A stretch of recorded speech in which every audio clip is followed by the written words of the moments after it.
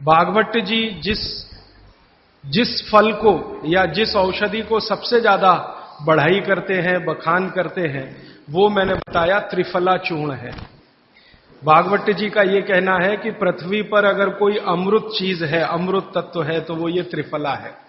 त्रिफला में 3 फल हैं, आंवला है, बहेड़ा है, हरडे है। लेकिन जो महत्व की बात आपको समझने की है वो ये कि हर, बहेड़ा, आंवला इसको हमेशा 1, 2, 3 के अनुपात में ही उपयोग करें। भागवत जी ने त्रिफला उपयोग करने के लिए बोला है, लेकिन उसके साथ उन्होंने एक महत्व की बात जोड़ी है कि इसको अकेला कभी भी उपयोग ना करें, या तो इसमें गुड़ मिलाएं या तो इसमें शहद मिलाएं। अकेला उपयोग करना हो तो ज्यादा दिन ना करें, नहीं तो आपको कुछ कमजोरी सी महसूस होगी। ज्यादा दिन से मतलब 3 महीने के आगे ना करें। तो मैंने जो बताया, रात को अगर त्रिफला ले रहे हैं तो या तो आप दूध के साथ लें, पानी के साथ त्रिफला लेना माने अकेला त्रिफला लेना, ऐसा माना जाता है। दूध के साथ अकेला नहीं है, गुड़ के साथ अकेला नहीं है, और शहद के साथ अकेला नहीं है। त्रिफला में तीनों के बारे में मैंने कल थोड़ा थोड़ा आपको बताया था। ऐसे ही भागवत जी कहते हैं त्रिफला जैसी ही एक वस्तु है, त्रिकटु है। फिर ऐसे कर करके उन्होंने पूरी 108 की सूची बताई है। अब मैं उसको विस्तार में नहीं जाना चाहता, क्योंकि थोड़ा समय कम पड़ रहा है मेरे पास, और मुझे आगे की कुछ बातें जो छूटी हुई हैं वो बतानी है। त्रिफला जैसी कुछ वस्तुओं के बारे में मैंने कल कहा था, जीरे के बारे में कहा था, आपको थोड़ा हींग के बारे में कहा था, अजवाइन के बारे में कहा था। ऐसे ही अपने घर में एक बहुत अच्छी चीज है जिसके बारे में मैं कल छूट गया बोलना, लेकिन बोलना जरूरी है। वो है मेथी का दाना। भागवत जी कहते हैं कि अपने रसोई में आंवला, हरडे, बहेड़ा, इन तीनों के बाद कोई अच्छी चीज है तो अजवाइन, फिर उसके बाद बोला तो जीरा, फिर उसके बाद बोला तो हींग, और उसके बाद फिर वो बोलते हैं सबसे अच्छी चीज है मेथी का दाना। इस मेथी के दाने के बारे में इसकी जो विशेषता है मेथी की, ये वात नाशक है और कफ नाशक है। वात और कफ, 2 बीमारियों को जड़ से खत्म करने की शक्ति इस मेथी में है। मेथी पित्त को बढ़ाती है, वात को कम करेगी, कफ को कम करेगी, पित्त को बढ़ाएगी। इसका मतलब यह हुआ कि मेथी उपयोग अगर आप करते हैं तो वात की बीमारियां खत्म हो जाएंगी पूरी तरह से, और कफ की बीमारियां खत्म हो जाएंगी पूरी तरह से। पित्त की बीमारियां बढ़ सकती हैं क्योंकि मेथी पित्त को बढ़ाती है। तो जिन लोगों को पित्त की बीमारी पहले से है, उनके लिए विनती है कि वो मेथी का उपयोग ना करें। जिनको पित्त की बीमारी पहले से है वो मेथी का उपयोग ना करें। पित्त की बीमारी आप समझते हैं, एसिडिटी होना, हाइपर एसिडिटी होना, अल्सर होना, पेप्टिक अल्सर होना, मुंह में पानी आना, खाने का हजम नहीं होना, खाना खाने के 2-3 घंटे बाद भी खाने का टेस्ट मुंह में रहना, डकारे आना वगैरह वगैरह, हिचकी आना, ये ज्यादातर पित्त से जुड़ी हुई बीमारियां।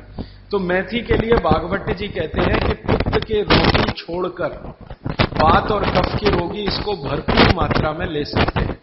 अब वात की बीमारियां अगर आपकी हैं, घुटने दुखना, कमर दुखना, कंधे दुखना, जोड़ों का दर्द, मेथी का उपयोग जरूर करें, जरूर करें। अब आप पूछेंगे जी मेथी का उपयोग करने का तरीका बहुत सरल बताया भागवत जी ने कि रात को 1 गिलास गुनगुने पानी में या गर्म पानी में 1 चम्मच मेथी दाना डाल दें, रात भर उसको रखें, सुबह उठकर मेथी दाने को चबा चबा के खाएं। चबा चबा के खाने का महत्व बहुत है।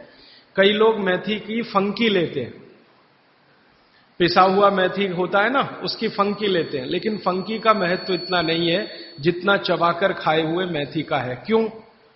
कारण उसका यह है कि जैसे ही मेथी आप चबाते हैं, लार बनना बहुत तेजी से शुरू होती है, क्योंकि मेथी का जो स्वाद है ना वो कटुक है, कषाय स्वाद है उसका। तो उस स्वाद की कोई भी चीज आप चबाएंगे बहुत तेजी से लार बनेगी, और वो लार मैंने आपको पहले ही बता दिया है आपके जीवन के लिए बहुत ही महत्वपूर्ण और उपयोगी है। इसलिए मेथी दाने को चबाकर खाने का असर बहुत गहरा और बहुत अच्छा होता है। तो आप मेथी दाना नियमित रूप से अपने घर में रखें, रसोई में रखें, उसका उपयोग करें। इस मेथी दाने के लिए एक बात वैसे मैंने महसूस की है, हमारे ज्यादातर घरों में अचार जितने भी बनते हैं सब में मेथी होती है, ज्यादातर। तो आप बागवट जी की बात अगर मानते हैं और सुनते हैं तो जो भी अचार में मेथी है वो अचार नहीं है, औषधि है, दवा है। माने आप कभी भी अपने जीवन में ऐसे अचार खाने से परहेज ना करें जिसमें मेथी है। मेथी है तो जरूर खाएं, वो चाहे आम का अचार हो, चाहे कोई भी दूसरा नींबू का हो, या जो भी अचार आप डालते हैं, अगर मेथी है तो जरूर उस अचार को आप खा सकते हैं। कुछ अचारों में मेथी के अलावा ये भी होती है, अजवाइन होती है। अगर अजवाइन है तो आप जरूर अचार खा सकते हैं, क्योंकि महत्व की बात जो आपको मैं समझाना चाहता हूं वो ये कि किसी भी अचार पर, किसी भी फल पर औषधियों का असर फल से ज्यादा होता है। जो विज्ञान की बात है वो ये कि आपने अचार डाला, तो मान लो आम का फल था, आम के फल का अचार डाला, अब इस पे मेथी पड़ गई या इस पे पड़ गया ये अजवाइन पड़ गई, तो अजवाइन और मेथी दो ऐसी औषधियां हैं जो दूसरे के प्रभाव को बहुत कम और अपने प्रभाव को बढ़ा देती हैं। तो कई लोग ऐसा घबराते हैं ना, मुझे अचार खाना तो अच्छा लगता है लेकिन खा नहीं सकता क्योंकि मुझे ऐसी तकलीफ है। मैं आपको ये कहना चाहता हूं कि अगर मेथी पड़ी हुई है किसी भी अचार में और आप वात के रोगी हैं या आपको कफ की तकलीफ है तो बेझिझक वो अचार खाइए, तो अचार के साथ मेथी जाएगी। और अचार में पड़ी हुई मेथी का असर पानी की मेथी से कई गुना ज्यादा हो जाता है। मैंने जो मेथी आपको बताई वो पानी में रात को डाल के सुबह खाना, इसका जितना असर है, लेकिन अचार में डाली हुई मेथी का असर इससे कई गुना ज्यादा है, क्योंकि अचार में ये मेथी 5-6 महीने साल भर पड़ी रहती है। मेथी के बारे में बागवट जी कहते हैं कि तेल में मिलाकर अगर आपने इसको रख लिया तो बात वही है कि अचार में तो तेल भी है, बिना तेल के अचार नहीं है। अब मेथी उसमें डल गई तो आप समझ लीजिए कि इसकी शक्ति जो काम करने की है वो 20 गुनी ज्यादा होती है, कम से कम 20 गुनी ज्यादा होती है। तो इसलिए अचार में पड़ी हुई मेथी जितनी पुरानी होती जाएगी आपको उतनी ही लाभकारी है। और ठीक यही बात उन्होंने अजवाइन के लिए लिखी है कि अजवाइन अचार में पड़ गई है तो आप समझ लो कि वो बहुत गुनी बढ़ गई है। अब मैं ये दूसरे तरह से सोचता हूं कि हमारे घर में जो माताएं बहनें हैं वो कितनी वैज्ञानिक हैं कि अचार के रूप में मेथी को या अजवाइन को इस तरह से डालती हैं। वो अनजाने में कितना बड़ा विज्ञान का काम कर रही हैं। जानकर करें तो आप सोचो कितना गर्व हो, कितना गौरव हो, लेकिन अनजाने में वो कर रही हैं। तो ये बात मैं विशेष रूप से आपके ध्यान में लाना चाहता हूं कि जिस घर की माताएं अचार बनाना जानती हैं वो बहुत वैज्ञानिक है। भले उन्होंने अपनी मां से सीखा हो या दादी मां से सीखा हो या नानी मां से सीखा हो, अनजाने में आपने एक ऐसी चीज सीख ली है जो दुनिया के बड़े बड़े डॉक्टर नहीं जानते।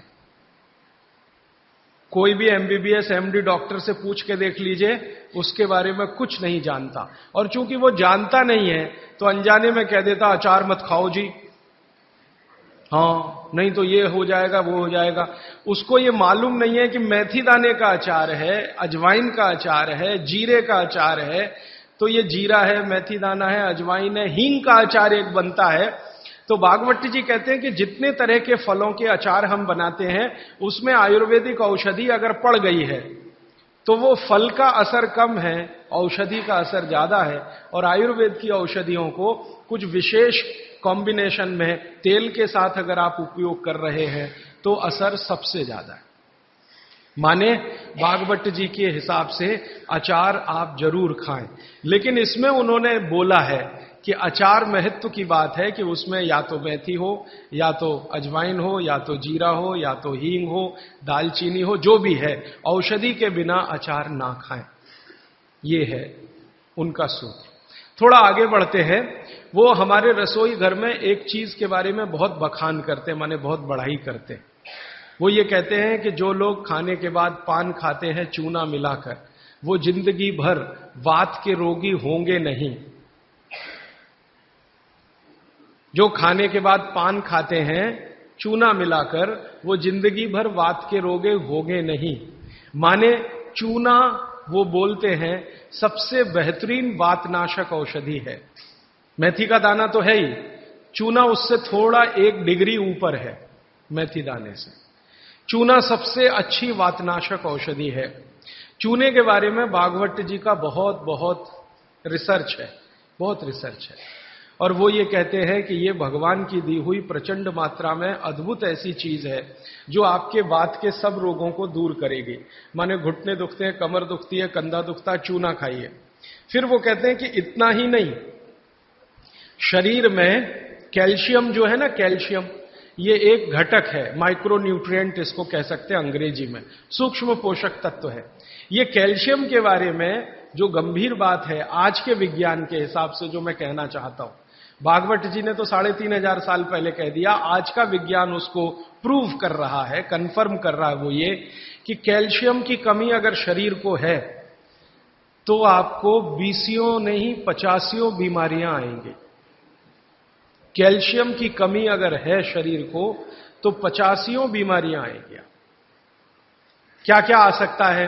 हर तरह का दर्द आपको होगा, हर तरह का, मांसपेशियों का दर्द, हड्डियों का दर्द, सब तरह का। हड्डियों की जितनी विकृतियां हैं वो सब कैल्शियम की कमी से आएंगे। हड्डियों के जितने रोग हैं वो सब कैल्शियम की कमी से आएंगे। फिर वो कहते हैं कि रक्त के बहुत सारे रोग कैल्शियम की कमी से आते हैं, रक्त के रोग, खून की बीमारी। फिर वो कहते हैं कि बहुत सारे कफ के रोग कैल्शियम की कमी से आते हैं। तो कैल्शियम कम नहीं होने देना चाहिए। जो विज्ञान आज का कहता है, आधुनिक विज्ञान ये कहता है कि कैल्शियम वो माइक्रो न्यूट्रिएंट है, वो सूक्ष्म पोषक तत्व है जिसके शरीर में रहने पर ही दूसरे सूक्ष्म पोषक तत्व उपयोगी होते हैं। ये 12-15 साल का रिसर्च है, एक वाक्य में मैंने खत्म कर दिया। कैल्शियम की उपस्थिति में ही बाकी सभी सूक्ष्म पोषक तत्व उपयोगी होते हैं। इसका मतलब यह है कि अगर आपको शरीर में विटामिन सी का असर देखना है तो कैल्शियम चाहिए, विटामिन ए का असर देखना है तो कैल्शियम चाहिए, विटामिन बी का असर देखना है तो कैल्शियम चाहिए, अगर विटामिन डी का असर देखना है तो भी कैल्शियम चाहिए, विटामिन के का असर देखना है तो भी कैल्शियम चाहिए, प्रोटीन अच्छे से आपके शरीर को काम में आए तो कैल्शियम चाहिए, कार्बोहाइड्रेट्स ठीक से आपके शरीर को मदद करे तो कैल्शियम चाहिए, फैट्स आपके शरीर में डिसॉल्व होते रहें और जहां जरूरत है वहां लुब्रिकेशन में मदद करते रहें तो कैल्शियम चाहिए।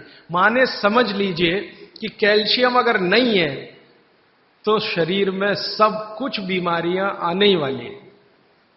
इसलिए कैल्शियम की उपलब्धता शरीर को होनी ही चाहिए। अब इसके बारे में भागवत जी कहते हैं, आधुनिक विज्ञान ने अभी प्रूव किया, भागवत जी पहले ही कह गए कि हमारे शरीर की 40 वर्ष की उम्र तक, 40 से 45 वर्ष की उम्र तक जो कुछ भी हम खा रहे हैं इसी में से हमको कैल्शियम मिलता रहता है। सबसे ज्यादा कैल्शियम आप जानते हैं दूध में है, दूध, फिर दूध के बाद दही, दही के बाद मट्ठा, मट्ठे के बाद मक्खन, मक्खन के बाद घी, इन सब में भरपूर कैल्शियम है। फिर आपने खाया संतरा, मौसम्मी, नारंगी, अंगूर, द्राक्ष, जो भी खट्टे फल, आम वगैरह वगैरह, सब में कैल्शियम भरपूर मात्रा में है। फिर सबसे ज्यादा कैल्शियम फलों में माना जाता केले में है। केला भरपूर खाना चाहिए क्योंकि कैल्शियम का सबसे बड़ा भंडार है और आसानी से हजम होता है। तो ऐसे जो फल हैं इनका जो कैल्शियम है ये 40-45 साल तक हमें आसानी से मिलता रहता है, क्योंकि शरीर की जो बायोकेमिस्ट्री है 40-45 साल तक एकदम दुरुस्त और तंदुरुस्त रहती है। जठर अग्नि भी तीव्र रहती है, बाकी सब फंक्शन ठीक है। लेकिन जैसे ही 45 की उम्र खत्म होती है, माताओं को यह बात विशेष रूप से कह रहा हूं, बहनों को, माताओं को, जैसे ही आपकी 45 की उम्र पूरी होती है और आपका मेंसेस साइकिल बंद होता है, मासिक धर्म आपका बंद होता है, उसी समय आपको कैल्शियम हजम होना कम होना शुरू होता है। आप कितना भी ये सब चीजें खाएं, केला भी खाएं, ये भी खाएं, लेकिन कैल्शियम उतना पूर्ति नहीं करता, क्योंकि कैल्शियम को शरीर में डाइजेस्ट कराने वाला जो हार्मोन है वो तभी तक आपको है जब तक आपकी मासिक चक्र की शुरुआत है। मासिक चक्र बंद होते ही ये हार्मोन कम होता है। आप जानते हैं कई हार्मोन्स कम हो जाते हैं। तो कैल्शियम डाइजेस्ट होना बहुत मुश्किल होता है, तब आपको जरूरत पड़ती है कि बाहर से कैल्शियम लें। इसलिए सब माताएं इस बात को ध्यान दें और इसको गांठ बांध लें कि 45 की उम्र होते ही चूना खाएं, क्योंकि अतिरिक्त बाहर से कैल्शियम उसी से मिलेगा।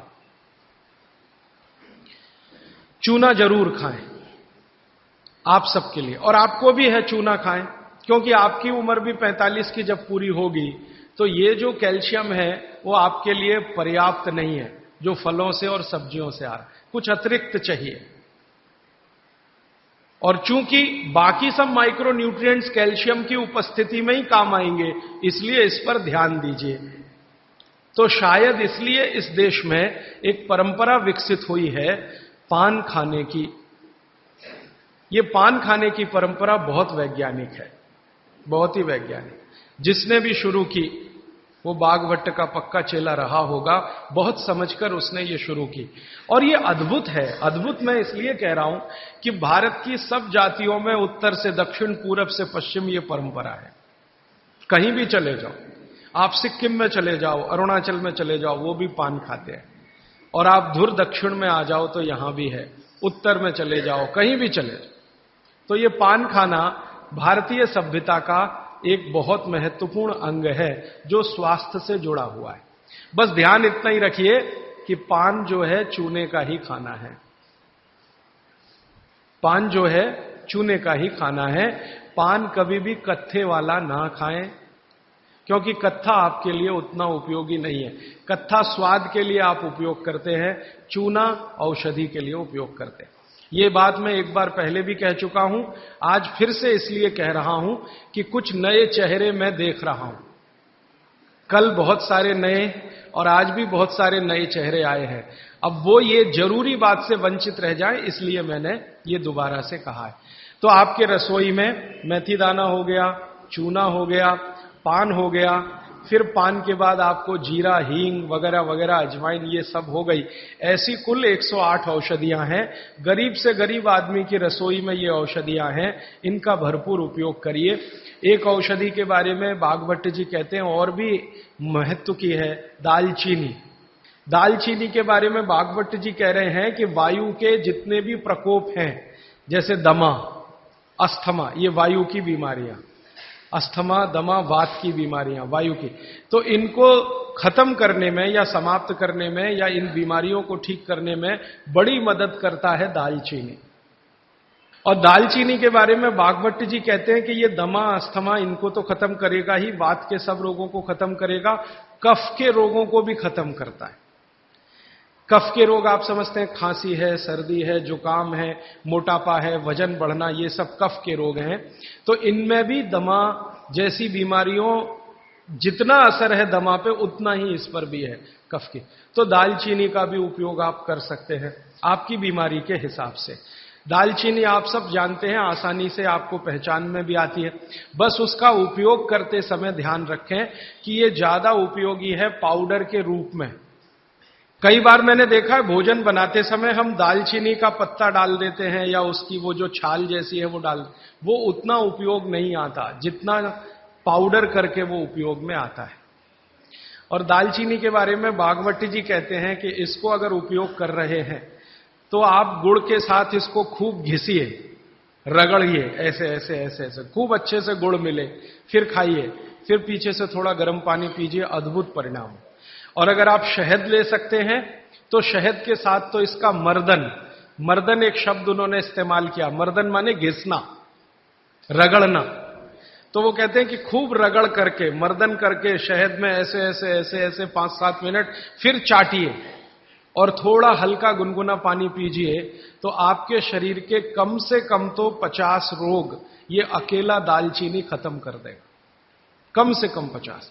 कफ के रोग और वात के रोग।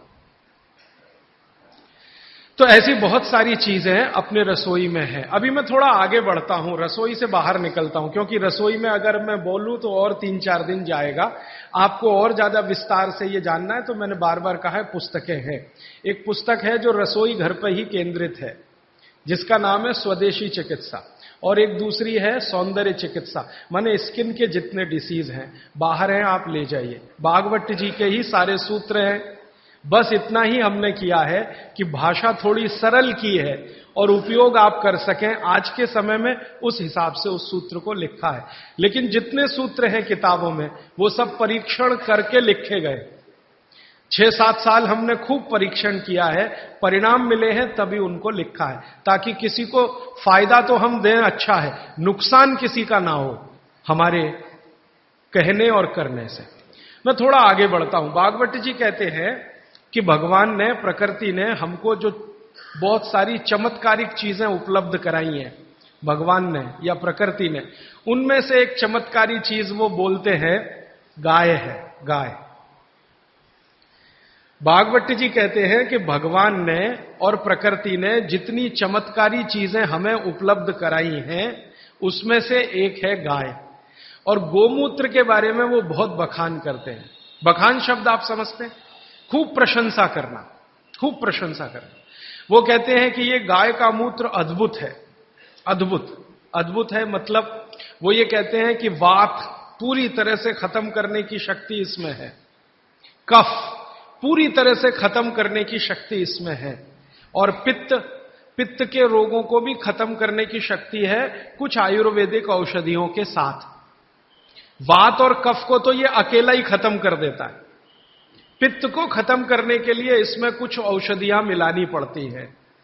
लेकिन वो कहते हैं कि जीवन में 3 तरह के जो जितने रोग हैं, वात, पित्त, कफ, इनकी कुल संख्या मैंने आपको सबसे पहले दिन बोली थी 148 रोग हैं लगभग भारत में। दुनिया की बात नहीं कर रहा हूं, सिर्फ भारत। तो भारत में वात, पित्त, कफ के कुल 148 रोग हैं। भागवत जी कहते हैं हर रोग को खत्म करने की शक्ति अकेली अगर किसी एक वस्तु में है तो ये गोमूत्र है। मेथी का दाना वात को कम करेगा, कफ को कम करेगा, पित्त को खत्म नहीं कर सकता, पित्त को कई बार बढ़ा देता। कई लोगों को यह महसूस होगा मेथी दाना खाएं तो जलन ज्यादा होती है, गैस बनती है, मुंह सूख जाता है, तो आप समझ लो पित्त भड़क गया आपका।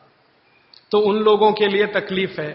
लेकिन वो कहते हैं कि यह गोमूत्र एक ऐसी चीज है जो वात, पित्त, कफ तीनों को सम में लाने के लिए सबसे ज्यादा मदद करता है। अब ये तो उन्होंने लिख दिया 3500 साल पहले, तो जरूर कुछ ऑब्जर्वेशन किए होंगे। हमको इस पर भरोसा कम होता था। जब ये बात मैंने पहली बार पढ़ी तो भरोसा कम होता था कि क्या अद्भुत चीज बता रहे हैं वो, वात, पित्त, कफ तीनों को एक साथ सम में ला सकता है। थोड़ा सा मामूली हेरफेर करना पड़ेगा पित्त के रोगियों के लिए, बाकी के लिए तो कुछ नहीं करना। तो फिर हम लोगों को जब शक हुआ कि शायद ये इतना असरकारी नहीं हो सकता, तो गोमूत्र पर हम लोगों ने कुछ परीक्षण किए। हमारा एक बहुत बड़ा समूह है इस देश में, तो उसमें बहुत तरह के लोग हैं, वैज्ञानिक भी हैं, डॉक्टर भी हैं, वगैरह वगैरह। तो कुछ वैज्ञानिक और डॉक्टरों ने मिलकर कहा करके देख लो। भागवत जी कह रहे हैं तो हो सकता है जरूर इसमें कुछ गंभीर बात हो, करके देखो। तो जब करके देखना शुरू किया तो पिछले लगभग 5-6 वर्षों में गोमूत्र पर हजारों परीक्षण किए, हजारों। सबसे पहले तो उसका हमने केमिकल एनालिसिस कराया कि आखिर गोमूत्र है क्या। तो सबसे ज्यादा उसमें पानी है। पानी के अलावा क्या है, तो पता चला पानी के अलावा उसमें कैल्शियम है, तो पता चला पानी के अलावा उसमें सल्फर है, पानी के अलावा उसमें आयरन है, पानी के अलावा उसमें ऐसे जीवन के 18 सूक्ष्म पोषक तत्व हैं जो शरीर को बहुत ही उपयोगी है। पानी तो है ही गोमूत्र में, आपके भी मूत्र में पानी है, लेकिन पानी के अलावा उसमें बहुत कुछ ऐसा है जो आपके मूत्र में नहीं है, मनुष्य मूत्र में नहीं है। कैल्शियम है, आयरन है, सिलिकॉन है, बोरॉन है, Fe है, मैग्नीज है, मैग्नीशियम है, ऐसे 18 सूक्ष्म पोषक तत्व। अब मैं आपको पहले दिन की बात याद करा रहा हूं। ये 18 सूक्ष्म पोषक तत्व तो एक साथ अगर किसी चीज में है तो मिट्टी में है, मिट्टी, खेत की मिट्टी में, और दूसरी अगर किसी चीज में एक साथ है तो गाय के मूत्र में। दूसरी कोई भी चीज में अगर है तो गाय के मूत्र में। पहली चीज जिसमें है मिट्टी और दूसरी कोई चीज तो गोमूत्र। तो गोमूत्र का प्रयोग आप जरूर कर सकते हैं। ये जो संपूर्ण घटक वाली एक पेय पदार्थ है या द्रव्य पदार्थ है, इसके बारे में वो कहते हैं कि ये बहुत अच्छा है, चमत्कारिक है। तो हमको लगा कि करके देख लो। तो इसका पहले हम लोगों ने केमिकल एनालिसिस कराया। एक लेबोरेटरी में गाय का मूत्र डिब्बे में भर के दिया, शीशी में भर के, कि जरा देखो इसमें क्या है। तो 6 महीने के बाद, लगभग 8 महीने के बाद, लखनऊ एक शहर है भारत का जिसका बड़ा नाम है, बड़ा जिक्र है, उत्तर प्रदेश की राजधानी है। वहां पर एक बहुत बड़ी प्रयोगशाला है, उसका नाम भी बता दूं ताकि आप चाहें तो उनसे कंफर्म कर लें। प्रयोगशाला का नाम है CDRI, central drug research institute. Bharat में दवाओं पर, औषधियों पर काम करने वाली ये सबसे बड़ी संस्था है। तो इनके यहां सबसे पहला टेस्टिंग हुआ। शीशी में भरा गोमूत्र हमने दिया और 3-4 तरह के गोमूत्र दिए। एक तो वो जर्सी गाय होती है ना, जर्सी गाय, विदेशी गाय, उसका भी दिया, होलिस्टियन फ्रीजियन जाति की गाय का दिया, और जो भारत की गाय है, देशी गाय अपनी, उसका दिया। तो वैज्ञानिकों ने 6 से 8 महीना लगाया। फिर रिपोर्ट आई। रिपोर्ट के बाद पता चला कि शरीर की बीमारियों को खत्म करने के लिए जितने घटक चाहिए वो सब गोमूत्र में हैं, सबके सब, सबके सब है। अब जैसे मैं आपको नाम लेके कहूं, आपको त्वचा का कोई भी रोग हो गया, कोई भी रोग हो गया त्वचा का, तो इसका माने आपके शरीर में एक घटक कम हुआ। घटकों की कमी से ही रोग होते हैं। वो घटक का नाम है सल्फर। एक केमिकल कम होता है जिसका नाम है सल्फर। जिनको भी स्किन डिसीज होंगी उनके शरीर में सल्फर कम हो जाएगा। यह है बात। अब गाय के मूत्र में भरपूर मात्रा में है सल्फर, भरपूर। तो हम लोगों ने क्या किया कि ये त्वचा रोग वालों को इकट्ठा करके, सल्फर चाहिए तो सल्फर हम चाहें तो होम्योपैथी में दे सकते थे उनको, सल्फर चाहे तो आयुर्वेद में भी दिया जा सकता था। हमने ना होम्योपैथी में दिया ना आयुर्वेद में दिया। उनको कहा भाई गोमूत्र में सल्फर है और आपको सल्फर की जरूरत है तो आप पी के देख लो। तो उनमें से कुछ ने पिया, कुछ ने नहीं पिया, कुछ को लगा कि कैसे पिए हैं, इसमें वगैरह वगैरह बहुत सारी तकलीफें हैं। वो एक आदमी तो मुझे कहता था, राजीव भाई इतनी बास आती है, कैसे पी सकता हूं। और वो रोज 1 बोतल दारू पी लेता था, गोमूत्र पीने में उसको बास आती थी। तो मैं उसको समझाता था, भैया दारू की जो बास है उससे अच्छी तो ये है, लेकिन वो माना नहीं। खैर, जिन लोगों ने पी लिया, हमने देखा कि 1.25 महीने से ही उनके त्वचा का रंग बदलना और उनका जो रोग है वो बदलना शुरू हुआ। 3रे महीने तक आते आते संपूर्ण रोग ठीक। और क्या क्या रोग ठीक हुए? सोराइसिस ठीक हुआ, जो कभी ठीक नहीं होता, आप जानते हैं। एलोपैथी वाले तो कहते हैं सोराइसिस ठीक ही नहीं होता। सोराइसिस के बारे में वो कहते हैं कि आदमी मरे तो ठीक होता है, ये भाषा है डॉक्टरों की। तो वो सोराइसिस ठीक हुआ। एक्जिमा तो इतने आसानी से ठीक हुआ कि बहुत ही आसान। खुजली, खाज, दाद, सब तरह के त्वचा रोग ठीक हुए। तो बात समझ में आई कि बागवती जी सही कहते हैं। फिर हमने इसका एक्सपेरिमेंट घुटने दुखने वालों पे किया। घुटने दुखते हैं, कमर दुखती है, कंधा दुखता है, और देखा कि रिजल्ट बिल्कुल सही है। 15 से 20 दिन में ही असर है। फिर हमने इसका प्रयोग कफ वालों पे किया। खांसी है, सर्दी है, जुकाम है, 20-20 साल की खांसी है, 25-25 साल की खांसी है। अब आप जानते हैं 20-25 साल की खांसी तो दमाई हो जाती है या तो टीबी में बदल जाती है। तो उसमें देखा तो इतना तीव्र असर है इसका कि अगर आप ट्यूबरकुलोसिस के किसी भी पेशेंट को सरकार का इलाज कराएं, आप खुद कर लें ये एक्सपेरिमेंट, मैं तो 20 बार कर चुका। सरकार का इलाज आप जानते हैं, गोलियां, डॉट्स की गोलियां टीबी के मरीजों को देते हैं और कहते हैं हम फ्री में बांट रहे हैं। तो एक आदमी को आप बोलो कि डॉट्स खाए और इलाज कराए, और दूसरा ऐसा ही आदमी पैरेलल ले लो जिसको टीबी है, अस्थमा है, दमा है, उसको कहो नहीं तुम सिर्फ गोमूत्र पियो और कुछ मत करो। फ्रेश गोमूत्र माने फ्रेश, जो ताजा। तो आप देखेंगे कि वो डॉट्स की गोली खाने वाले को 4 महीने से 6 महीने लगेंगे और ये गोमूत्र पीने वाले को 1.25 महीने से 2 महीना ही लगेगा और ठीक होगा। और ये एक बार ठीक हुआ गोमूत्र पी के, इसको दोबारा टीबी नहीं आएगी, क्योंकि गोमूत्र बीमारी ही ठीक नहीं करता, प्रतिरोधक शक्ति इतनी बढ़ा देता है कि वो बीमारी भविष्य में दोबारा ना आए। तो समझ में आया कि बागभट्ट जी तो कुछ गलत नहीं बोल गए, सही।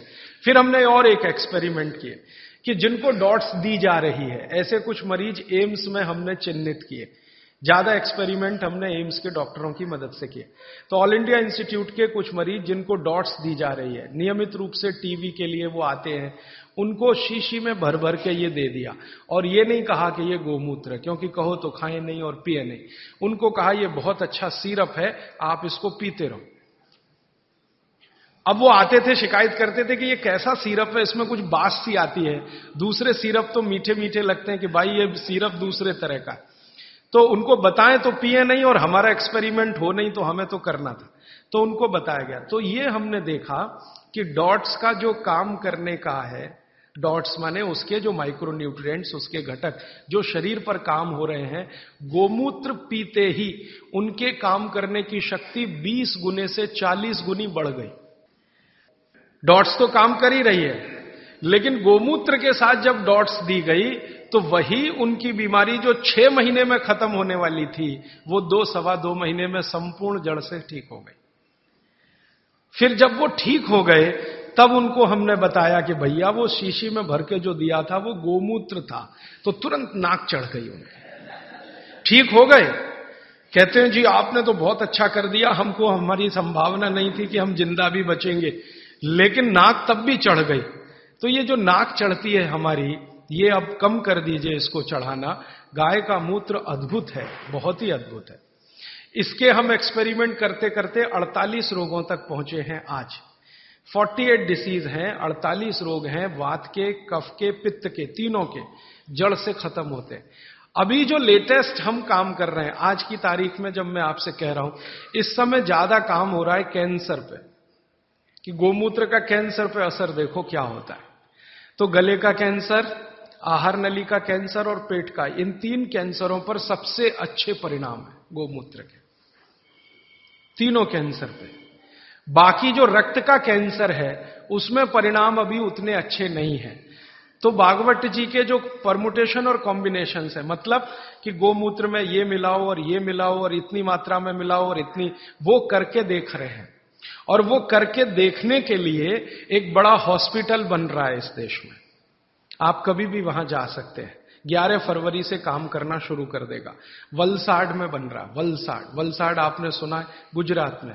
तो वलसाड के कुछ जैन समाज के लोग इकट्ठे हुए, उन्होंने दिल दिखाया और दान दे दिया जितना चाहिए था। माने हॉस्पिटल बनाने के लिए आप जानते हैं आसान नहीं है, और कैंसर हॉस्पिटल के लिए तो थोड़ा मुश्किल है। तो उन्होंने भरपूर दान दे दिया, जगह भी दे दी, तो हॉस्पिटल बन के तैयार हो गया। 11 फरवरी से काम शुरू हो जाएगा। जो वैज्ञानिक गोमूत्र पर काम कर रहे थे पिछले 6-7 साल से, वो सब इकट्ठे होकर वलसाड में बैठेंगे और सिर्फ कैंसर पे काम करेंगे, क्योंकि बाकी काम तो करके देख चुके हैं, वो सब में अच्छा है। हर बीमारी में काम आ रहा है, कैंसर में करेंगे, और हर तरह के कैंसर में करेंगे। गर्भाशय के कैंसर में करेंगे, रक्त कैंसर में करेंगे, ब्रेन ट्यूमर जो कैंसर में कन्वर्ट होता है उसमें करेंगे। और शायद हमें लगता है 1-1.5 साल के बाद मैं दोबारा आपको मिलूंगा तो इस पर बहुत विस्तार से बात करूंगा कि कैंसर में क्या रिजल्ट है। 3 तरह के कैंसर के रिजल्ट तो अभी बता सकता हूं, गले का, आहार नली का और पेट का। ये तो बहुत अच्छे से ठीक हो रहा है, लेकिन बाकी कैंसर में भी इसका कोई असर है। आपने कैंसर के बारे में जितना कुछ सुना है उसमें से एक बात मैं कहूं कि आधुनिक विज्ञान ये कहता है कि शरीर को कैंसर तभी होता है जब शरीर में एक केमिकल कम होता है। उस केमिकल का नाम है करक्यूमिन। ये आज के वैज्ञानिकों ने रिसर्च करके निकाला है। करक्यूमिन नाम का एक केमिकल है, ये कम है तो जरूर तो खत्म होगा आदमी, कैंसर आएगा और खत्म होगा। और इस केमिकल की कमी से जो कोशिकाएं होती हैं वो अनकंट्रोल्ड होती हैं, उनके ऊपर कंट्रोल नहीं रहता, तो ये एक दूसरे के साथ मिलकर एक जूथ जैसा बना लेती हैं। वो ट्यूमर हो जाता है, फिर ट्यूमर बाद में ब्लास्ट होता है और फिर वो मैलिग्नेंट होता है, पहले बिनाइन फिर मैलिग्नेंट, और फिर अंत में कहते हैं जी डेथ ही है और कुछ है नहीं, उसमें कंट्रोल के बाहर है वो सब। सारे वैज्ञानिक इसमें लगे हुए। अब संयोग की बात देखिए कि जिस करक्यूमिन की बात आज के वैज्ञानिक कर रहे हैं, वो करक्यूमिन भरपूर मात्रा में गोमूत्र में है, भरपूर मात्रा में, और एकदम डाइजेस्टेबल फॉर्म में है। डाइजेस्टेबल माने तुरंत पियो और असर करे, ऐसा देर नहीं लगे। ये कुछ ऐसा संयोग है प्रकृति का। वैज्ञानिक कह रहे हैं कि ये तत्व कम होता है तभी कैंसर होता है। अब यही तत्व गाय के मूत्र में है। तो हजारों साल पहले बाघभट्ट की कही हुई बात अब सिद्ध हो जाएगी, साल भर में तो सब मान लेंगे। अब तक जितने रिसर्चेज हुए हैं गोमूत्र पर, इन पर भारत सरकार के सामने रिपोर्ट्स पेश की गई। भारत सरकार की जानते हैं एक काउंसिल है जिसका नाम है MCI, medical council of India. इनके पास सब कुछ जाता है सबसे पहले, तो वो सब गया। तो MCI वालों ने नाक चढ़ाई बहुत, ये क्या आप ले आए गोमूत्र, ऐसा बात करते हैं, ये क्या ले आए गोमूत्र। माने उनको लगता है कि ये तो बेकार की चीज है गोमूत्र। अब उनका कुतर्क क्या है वो जरा देखो। कुतर्क, तर्क है तो चलो अच्छा है, हम उनसे संवाद कर सकते हैं, समझा। कुतर्क करते, कहते जी ये गोमूत्र इतना ही अच्छा होता तो गाय छोड़ती क्यों इसको शरीर से।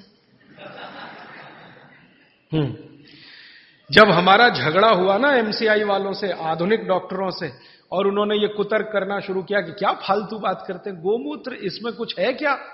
मैंने कहा भैया बहुत कुछ है, नहीं तो कोई मूर्ख नहीं था जो 3500 साल पहले इसको लिख के चला गया। और उसके बाद भी कई लोगों ने कहा, वैद्यों ने कहा, कई वैद्य हैं जो बिना आपको बताए गोमूत्र देते रहते हैं और आपको ठीक करते रहते हैं। उनके बहुत सारे काढ़े, बहुत सारी दवाएं गोमूत्र में बनाते हैं, आपको नहीं बताते, ये अलग बात है। क्योंकि हर वैद्य मुझे यही कहता है, बता दो तो नाक चढ़ जाती है सबकी, नाक चढ़े तो थोड़ा रेजिस्टेंस आता, फिर दवा का असर कम हो जाता, तो बिना बताए देते रहते हैं। तो हमको कॉन्फिडेंस था, तो डॉक्टरों से जब झगड़े हुए हमारे आज के डॉक्टरों से, तो उनका पहला ही कुतर्क था, जी अच्छा होता तो गाय छोड़ती क्यों, खुद न रखती उसको। तब मुझे मेरी पुरानी एक बात याद आई। मेरी दादी मां हमेशा मुझे कहा करती थी, वो कभी स्कूल में नहीं गई, कॉलेज में नहीं गई, लेकिन ज्ञान बहुत था उसको। हमारे देश में ऐसा ही है, जो स्कूल कॉलेज में नहीं गए वो सब ज्ञानी है। ये मेरा 15 साल का 100% तजुर्बे का हिस्सा है, इसमें कोई कमी नहीं है। जो स्कूल नहीं गए, कॉलेज नहीं गए, बहुत ज्ञानी है, उनके पास नॉलेज बहुत है, फंक्शनल नॉलेज जिसको हम कहते हैं। ऑपरेटिव और फंक्शनल नॉलेज उनको जबरदस्त है, और वो इतनी ज्ञान की बातें कई बार कर जाते हैं कि हमारा सिर घूम जाता है। एक बार मैं आपको ये क्षेपक है लेकिन मैं जोड़ देता हूं आपको समझ। मैं एक बार पटना रेलवे स्टेशन पे उतरा, बहुत बार जाता रहता हूं, घूमता रहता हूं। तो रात के 2:30 बजे थे, अब ट्रेन से उतर गया, सामान थोड़ा ज्यादा था, मेरे पास एक ही सामान है, किताब है। मेरे कपड़े तो 2 ही 3 है, बस किताब है। तो उठाए गट्ठर, अब कैसे उठाएं, तो कुली चाहिए भाई, तो ढूंढना शुरू किया, तो एक ही कुली दिखाई दिया। मैंने कहा भाई जरा ले चलो बाहर तक। उसने कहा साहब थोड़ी देर रुक जाओ, मेरा कुछ झगड़ा है। किससे झगड़ा है? तो मेरी पत्नी से झगड़ा हो रहा है, थोड़ी देर रुक जाओ फिर मैं ले जाऊंगा। तो मैं खड़ा हो गया, दोनों की बात सुनने लगा। पति और पत्नी बात कर रहे थे, उसकी पत्नी कहीं गांव से आई हुई थी, कोई मामला था। मुझे ज्यादा उनकी भाषा समझ में नहीं आ रही थी, क्योंकि वो जो है ना स्थानीय भाषा बोलते हैं, और मैं थोड़ा मूर्ख आदमी हूं, मुझको कम समझती। तो मैं सुन जरूर रहा था, झगड़ा चल रहा था। अंत में कुछ फैसला हुआ, और फैसला हुआ, फिर उसने कहा चलो अब आपका सामान लेता हूं। तो मैंने जिज्ञासा से पूछ लिया भाई बात क्या थी। तो उसने कहा कुछ नहीं। मैंने कहा बता दो भाई। उसने कहा मेरे घर की बात है, आपको क्या बताऊं। तो फिर भी मैंने कहा बता दो। तो उसने कहा बात इतनी सी थी कि मेरी पत्नी कुछ कह रही थी, मैं मान नहीं रहा था। फिर मैंने कहा क्या हुआ। उसने कहा अब मैंने मान लिया। मैंने कहा क्यों मान लिया। अब देखो उसने जो आगे बोला तो मैं तो दंग रह गया, मुझे लगा कि मैं इसके पांव छू लूं, ये इतना महान आदमी है। कुली है। वो कहता है जी स्त्री जो होती है ना, स्त्री वो खूंटा होती है। खूंटा, खूंटा समझते? हिंदी का शब्द है खूंटा, खूंटा जिससे हम गाय बांधते हैं, बैल बांधते हैं। वो कहते हैं स्त्री जो होती है खूंटा होती है, और इस खूंटे से पूरा घर बंधा रहता है। ये खूंटा उखड़ गया तो घर उखड़ जाता है।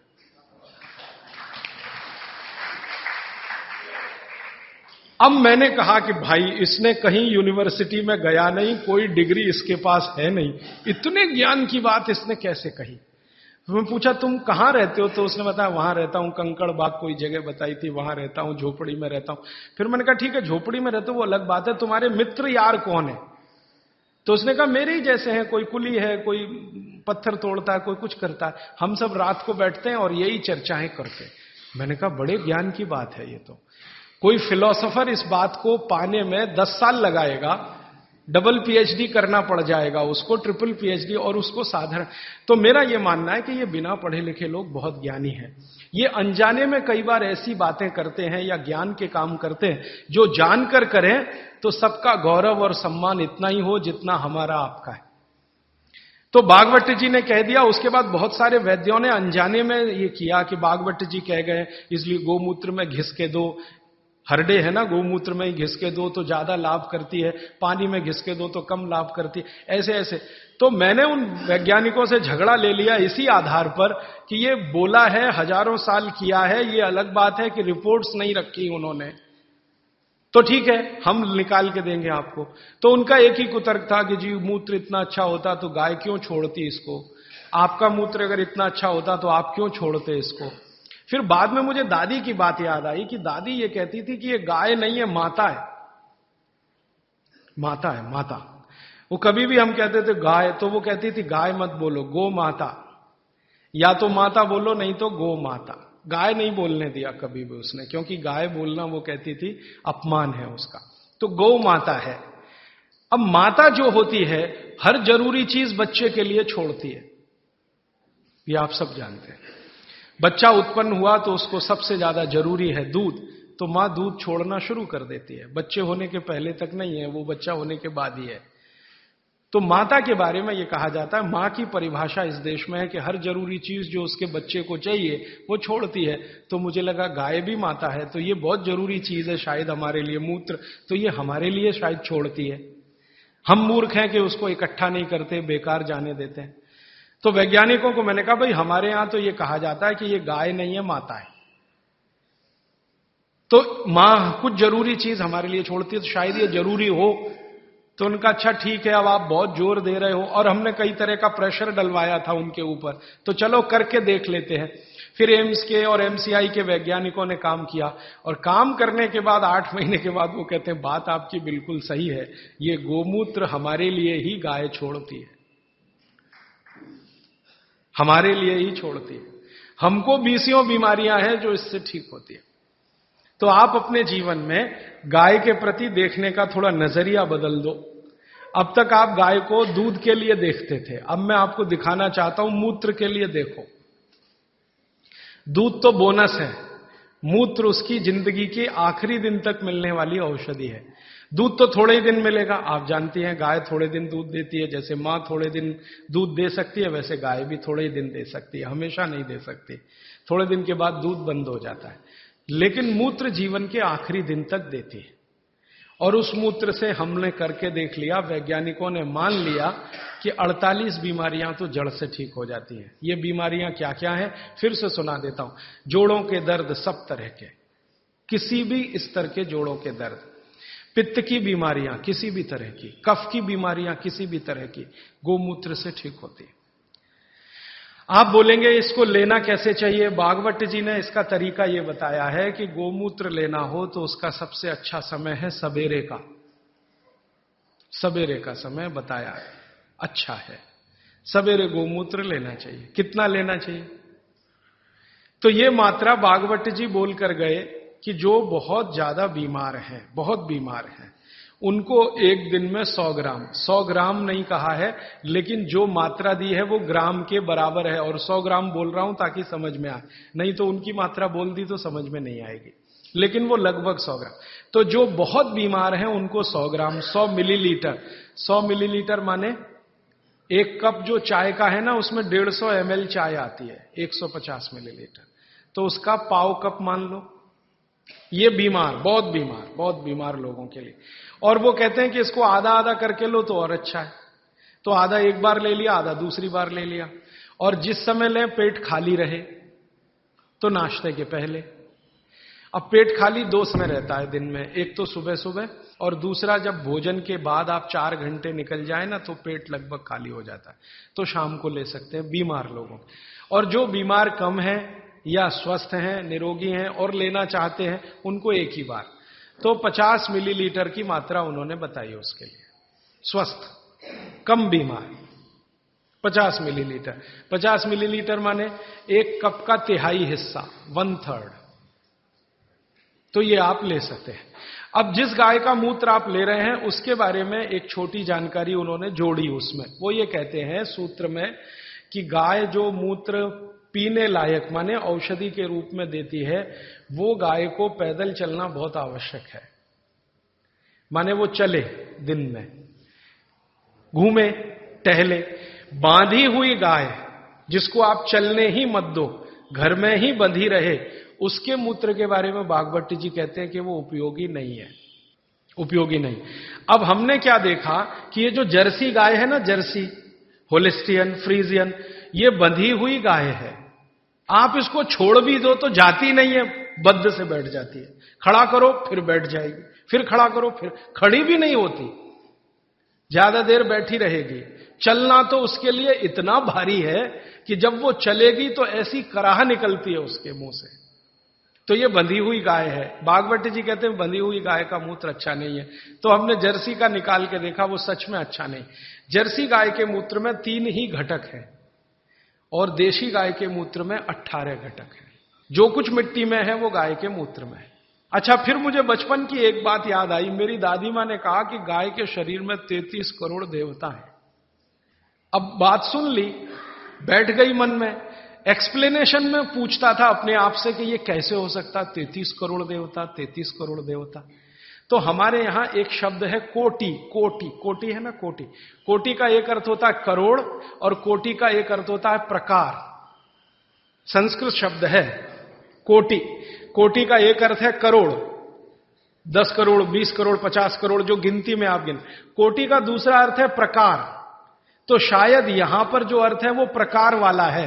33 प्रकार के देवता, 33 करोड़ नहीं, क्योंकि जिस समय भागवत जी ने लिखा था उस समय हिंदुस्तान की आबादी 20 करोड़ से कम रही होगी। तो 33 करोड़ देवता कैसे हो सकते हैं जब कुल मनुष्यों की संख्या इतनी कम है। तो शायद वो प्रकार वाला है। और आजकल बहुत लोग खिल्ली उड़ाते हैं ना हिंदू धर्म की, ये ईसाई लोग और मुसलमान लोग जो खिल्ली उड़ाते हैं ना, वो इसी पे आ जाते हैं। क्या बात करते हो, 33 करोड़ देवता हैं तुम्हारे यहां? हमारे यहां तो एक ही देवता है और देवता तो एक ही होता है। तो वो शायद 33 प्रकार के देवता हैं, ऐसा है। अब मैंने एक बार पुराने शास्त्रों से गाय का एक चित्र निकला हुआ देखा, तो देवताओं का बना हुआ था कि गाय के शरीर में कौन कहां है। जैसे गाय के मूत्र में धन्वंतरी देवता है, गाय के गोबर में लक्ष्मी जी का निवास है। एक संस्कृत सूत्र है गोमय वसति लक्ष्मी, गाय के गोबर में लक्ष्मी है, गोमूत्र में धन्वंतरी है, गाय के गले में शंकर जी हैं। ऐसे ऐसे करके है। अब मैंने कहा करके देखो भाई, हैं तो करके देख लो। तो पहली बात तो समझ में तुरंत आ गई कि गोमूत्र से इतने रोग ठीक हो रहे हैं और धन्वंतरी तो आरोग्य के लिए ही उत्पन्न हुए थे, तो मूत्र में धन्वंतरी तो है पक्का। गोबर में लक्ष्मी है क्या? तो हम लोग 6-7 साल से ये प्रयोग कर रहे हैं और अब जाके हम ये कह सकते हैं कि सच में महालक्ष्मी है गोबर में, लक्ष्मी नहीं महालक्ष्मी। क्योंकि हमने गोबर का उपयोग किया खेतों में, यूरिया डीएपी बंद करा दिया। भारत में हमारा जो अभियान है ना, हिंद स्वराज अभियान, आजादी बचाओ आंदोलन, इसके करीब करीब कार्यकर्ता पूरे देश में 18-20 हजार ऐसे हैं जो गोबर से ही खेती करते हैं। यूरिया का एक दाना नहीं डालते, डीएपी नहीं डालते, गोबर ही डालते। जब जरूरत पड़े गाय का गोबर डालते। और उनकी खेती पहले से इतनी अच्छी है कि उत्पादन उनका 2 से 3 गुना बढ़ गया। पहले हमारा कोई कार्यकर्ता कपास करता था तो यूरिया डीएपी से 1 एकड़ में 2-2.5 क्विंटल, अब गोबर डाल के करता है तो 7 क्विंटल कपास। पहले हमारा एक कार्यकर्ता गेहूं करता था तो यूरिया डीएपी से 1 एकड़ में 12 क्विंटल गेहूं, अब गोबर से गेहूं करता है तो 24 से 25 क्विंटल गेहूं उसी 1 एकड़। धान करते थे, चावल करते थे तो यूरिया डीएपी से आता था मुश्किल से 15-17 क्विंटल धान, चावल उसमें भी कम होता था। अब हम धान करते हैं तो 30 क्विंटल तक आता है उसी गोबर से। बाजरे में किया, मक्के में किया, गन्ने में तो इतना अद्भुत परिणाम है कि यूरिया डीएपी का गन्ना करो तो गन्ना ज्यादा से ज्यादा 8 फीट ऊंचा होता है, गोबर से गन्ना करो तो 14 फीट तक ऊंचाई जाती है। गन्ने में यूरिया डीएपी से रिकवरी 8% है, गोबर से रिकवरी 14-15% है। और जो गोबर से गन्ना करें और उसका गुड़ बनाए, रस से गुड़ बनाए, तो वो गुड़ का अंतरराष्ट्रीय बाजार में भाव 70 रुपए किलो है और आप 15 रुपए किलो खरीदने में परेशान हैं। क्योंकि इंटरनेशनल मार्केट में लोग कहते हैं कि जी गोबर का गन्ना और उसका रस और गुड़ मिलता नहीं किसी देश में, भारत में ही संभव है, क्योंकि देशी गाय ही भारत में है और किसी के पास देशी गाय है नहीं। तो गोबर में लक्ष्मी है, क्योंकि आप उत्पादन बढ़ाएंगे, बाजार में बेचेंगे, लक्ष्मी आएगी।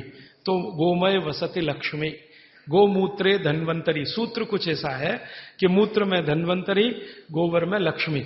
अब ये गोबर पर एक्सपेरिमेंट करते करते हम यहां तक आए हैं कि गाय के गोबर में से गैस निकलती है। ये गैस से आप अपने घर का चूल्हा तो जला ही सकते हैं, ये तो पुरानी बात है। अभी आज की बात जो है वो ये कि गाय के गोबर से निकली हुई गैस से गाड़ी चला सकते हैं। गाड़ी माने Tata Sumo, Tata indica, Tata Sierra, Tata की वो सफारी, ये सब चलती है, बहुत आराम से चलती है। गोबर गैस है ना, उसको सिलेंडर में भरो और वो सिलेंडर गाड़ी में लगा दो, तो बिना इंजन बदले और कोई तकलीफ किए वो ही गाड़ी दौड़ती है। दिल्ली में आईआईटी है, कभी भी आप वहां चले जाइए, आईआईटी कैंपस की सब गाड़ियां गोबर गैस से ही चलती हैं। और इस आधार पर सुप्रीम कोर्ट में एक केस का अभी फैसला हुआ है। हमारे देश का अदालत अब तक ये कहती थी कि गाय दूध न दे तो बेकार है, काट दो।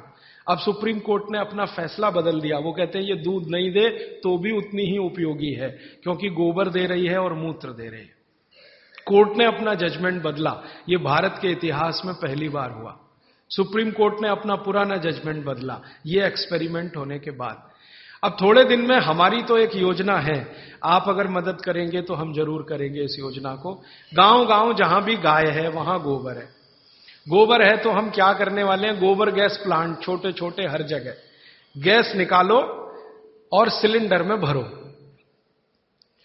कंप्रेशर की मदद से, आप जानते हैं कोई भी गैस सिलेंडर में भरी जा सकती है, तो कंप्रेशर की मदद से गैस सिलेंडर में भरो और सिलेंडर खुद भी इस्तेमाल करो, दूसरों को भी दो। ये एलपीजी का चक्कर खत्म करो, क्योंकि ये एलपीजी आयातित है, माने इंपोर्टेड है। दूसरे देश के सामने हम भिखारी बन के खड़े हैं, जी दे दो।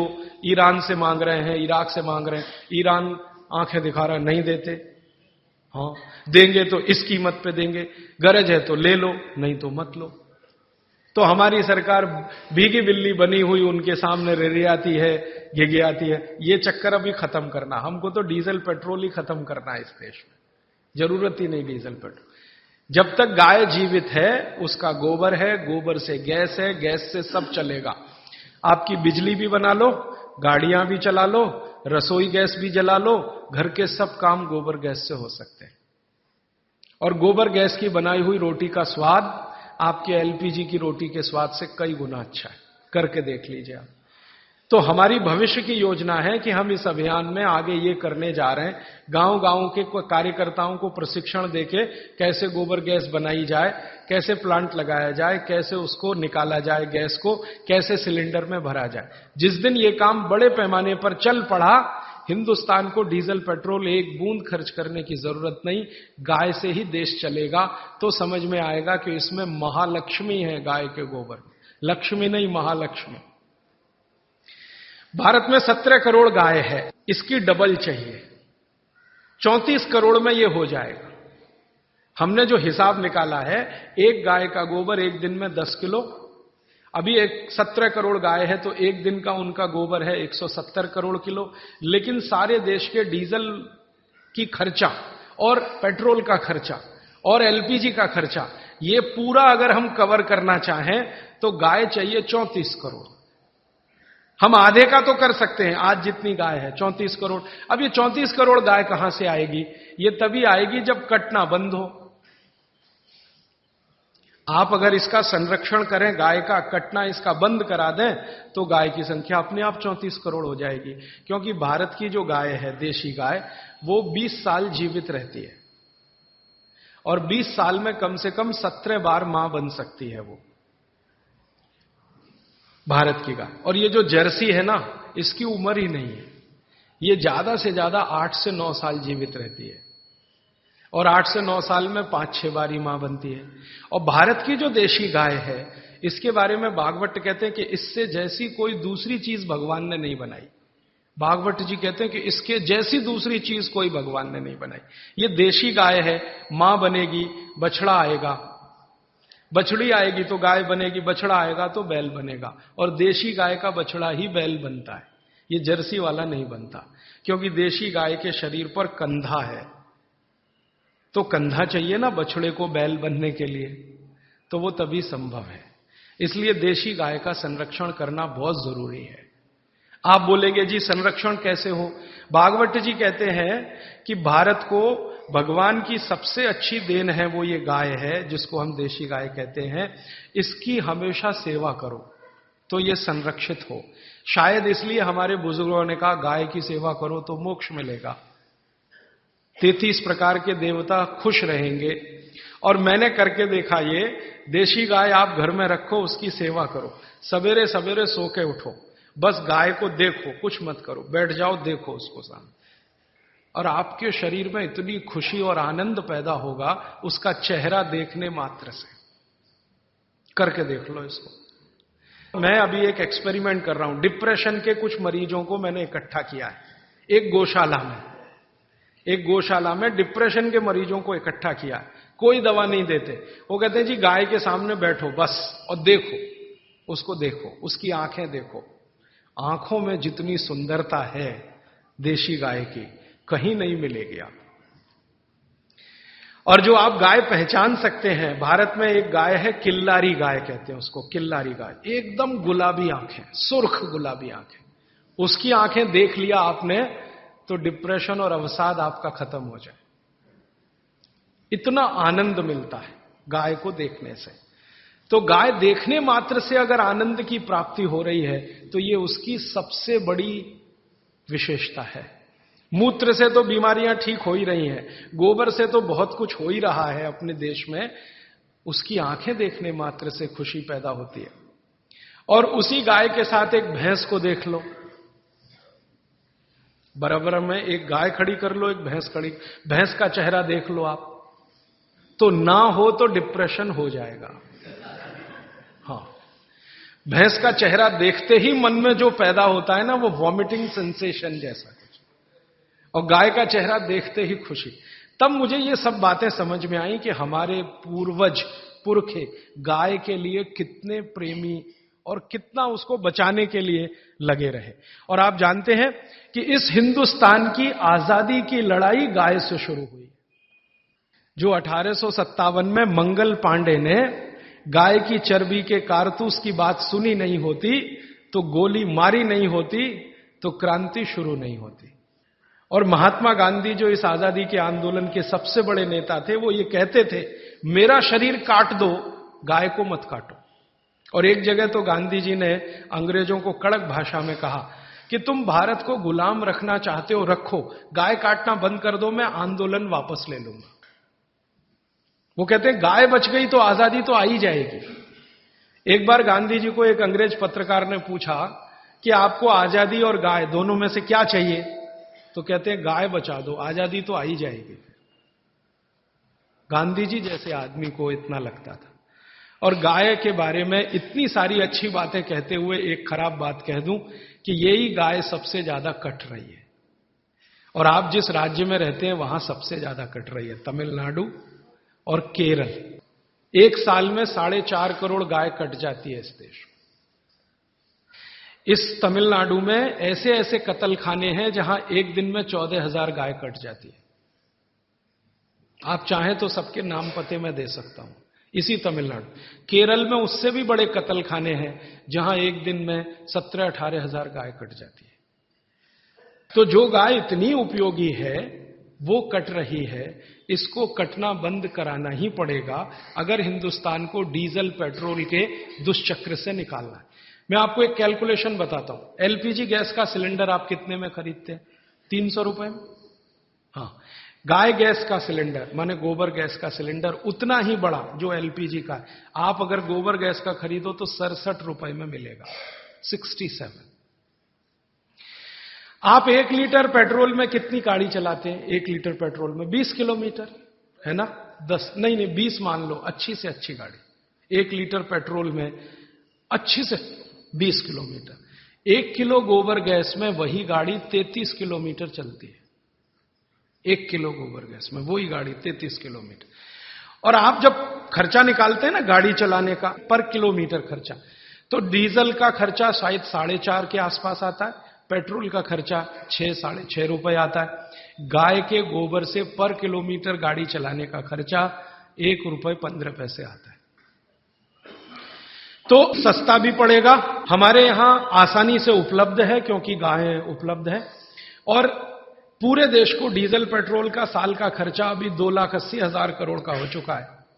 सरकार इसी से सबसे ज्यादा परेशान है, ये पूरा खर्चा बच सकेगा, और 2,80,000 करोड़ में तो 34 करोड़ गाय आराम से पाल सकेंगे। तो गाय बचाने का काम करना है। वो इसलिए कि भागवत जी बोलकर गए हैं कि ये सबसे सुंदर वस्तु या चीज या प्राणी बनाया इस देश में भगवान ने, और मैं ऐसा मानता हूं कि थोड़ा इसको संशोधन कर सकते हैं।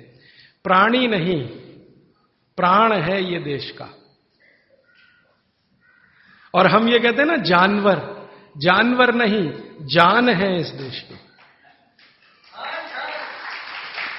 भारत को अगर भारत की जान है तो ये गाय है, भारत की प्राण है तो ये गाय है, ये है तो हम हैं। कई बार मैंने लोगों को ये कहते सुना है हम गाय पालते हैं, उनको हाथ जोड़कर कहता हूं कि आप गाय नहीं पालते, गाय आपको पालती है। ये अहंकार मत करिए अपने मन में कि हम गाय पालते हैं। आपके मन में विनम्रता आनी चाहिए कि गाय हमें पालती है। आप क्या पालेंगे जी, वो तो भगवान की है, आपकी हैसियत नहीं उसको पालने की। वो तो भगवान की कोई कृपा हो गई आपके ऊपर जो आपको दे दी उसने। तो ये कृपा आप सब पर हो तो इसके लिए कुछ प्रयास करें। आप बोलेंगे जी क्या करें? सबसे पहला प्रयास कि गाय का कत्ल रुके।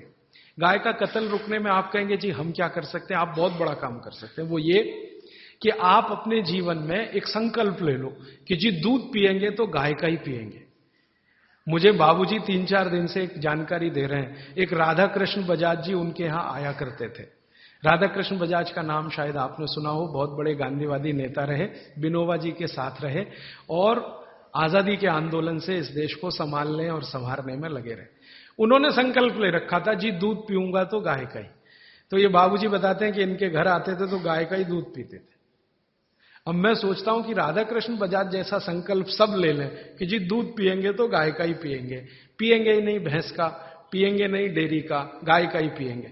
तो आप जितने लोग यहां बैठे हैं, अगर आपने ही ये संकल्प ले लिया कि रोज गाय का ही दूध पिएंगे, तो इसी चेन्नई में गाय पालने वालों की लाइन लग जाएगी, आप देखना।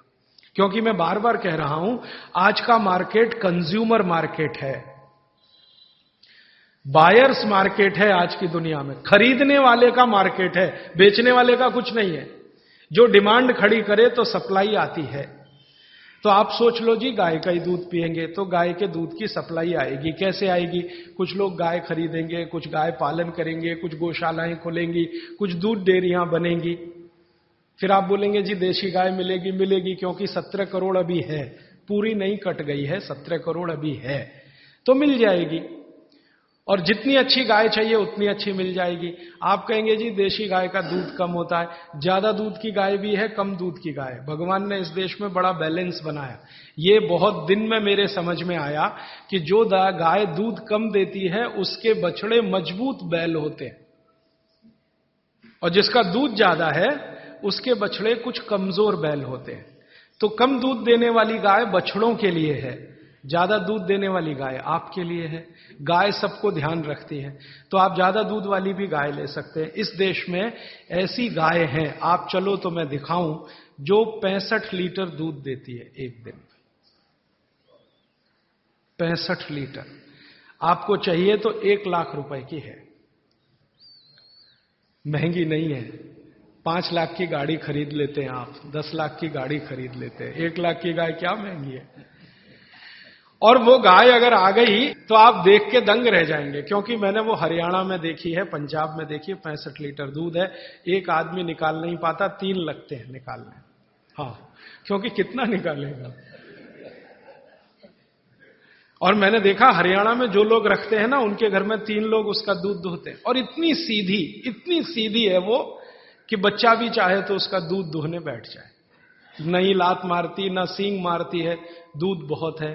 खाना भी थोड़ा अच्छा है उसका, क्योंकि दूध इतना अच्छा है तो खाना भी अच्छा होगा। उसको एक चीज बहुत पसंद है जो आप खिलाएं तो, गन्ना होता है ना, गन्ना, उसके ऊपर का हिस्सा ये खिलाते जाओ, दूध उसका बढ़ता ही रहता, कम नहीं होता। पहली बार मां बनेगी, दूसरी बार दूध बढ़ता ही जाता, गन्ना खिलाते रहो बस उसको सबसे ज्यादा। ऐसी भी गाय इस देश में है जो 65 लीटर दूध देती है, और ऐसी भी गाय है जो 1 लीटर दूध देती है, वो आपके आसपास है। लेकिन 1 लीटर वाली भी तिरस्कार मत करो, क्योंकि वो बछड़े जो देगी वो बैल बनेंगे अच्छे। तो बैल तो चाहिए हमें, क्योंकि ट्रैक्टर से खेती ज्यादा दिन कर नहीं पाएंगे। जो डीजल 100 रुपए लीटर हुआ तो क्या चलाएगा ट्रैक्टर किसान, तो बैल तो चलाना ही पड़ेगा। इसलिए देशी गाय कम दूध वाली, उसको आप तिरस्कार की दृष्टि से मत देखो, उसके बछड़े मजबूत बैल हैं। जो दूध ज्यादा देती है उसके बछड़े कुछ कमजोर होते हैं। मैंने वो करके देखा, कम दूध वाली गाय का बछड़ा बैल बनता है ना, तो 3 टन माने 3000 किलो माल आराम से 40 किलोमीटर तक बिना रुके लेके जाता है।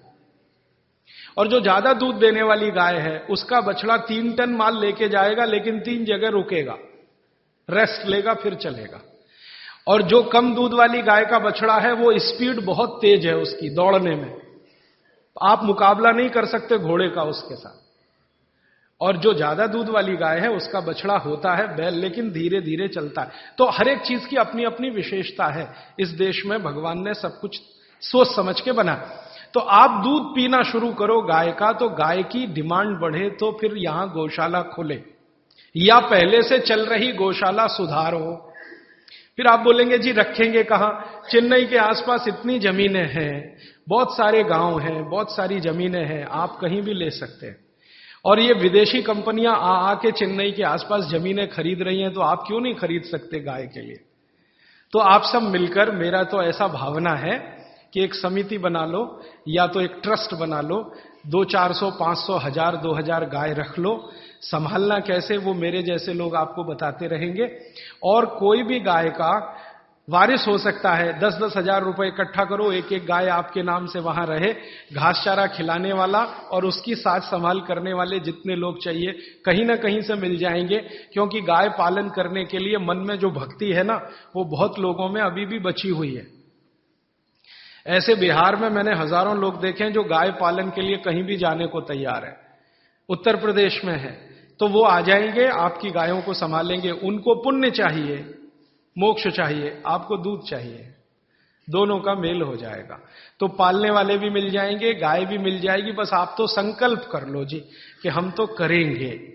अब आप में से जो भी लोग दानवीर हैं, जो दान देते हैं, मैं कहता हूं गाय के लिए निकालो थोड़ा थोड़ा, और गाय के लिए थोड़ा थोड़ा निकाला तो पूरी व्यवस्था बन जाएगी। मैं तो आपको मेरे छोटे से गांव की जानकारी दे रहा हूं। मैं बहुत छोटे गांव में रहता हूं, सेवाग्राम उसका नाम है, गांधी जी का बसाया हूं। तो गांधी जी का असर अभी तक उस गांव पर है। गांधी जी गाय को बहुत प्रेम करते थे, तो उस गांव के जितने भी किसान हैं वो गाय ही पालते हैं। मैं जिस छोटे से गांव में रहता हूं, उस गांव के आसपास के 40 गांव में 56,000 गाय है। आसपास के 40 गांव में 56,000 गाय।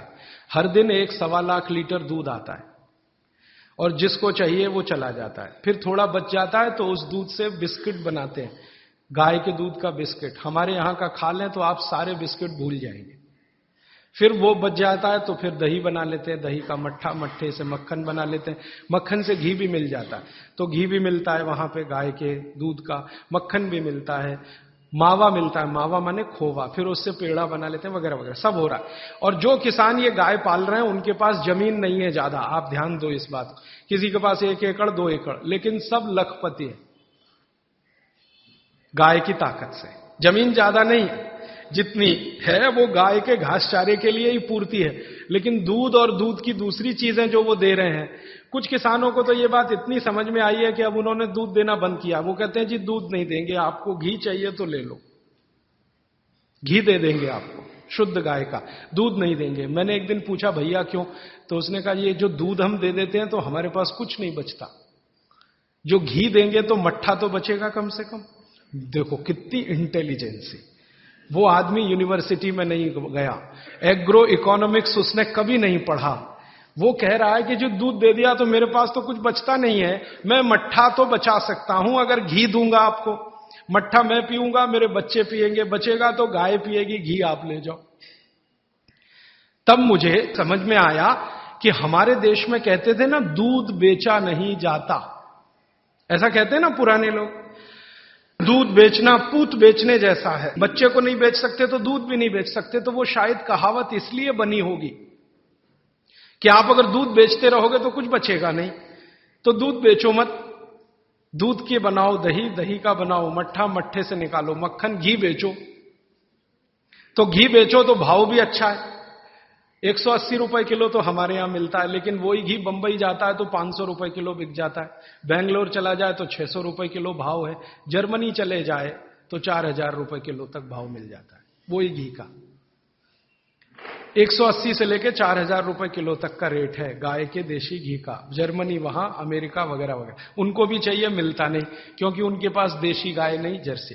तो मेरा मानना है गाय का आप थोड़ा पालन, उसका संरक्षण, संवर्धन शुरू कर दो। गौशाला बनाने का काम अगर यहां हो जाए तो आपकी गौशाला को पैसे की तो जरूरत पड़ेगी नहीं, दान के रूप में। मैं आपको विनम्रता से कहता हूं, एक गाय जो दूध देती हो, साल की कमाई उसकी 2 लाख रुपए की है और खाने का खर्चा उसका 20,000 रुपए का है।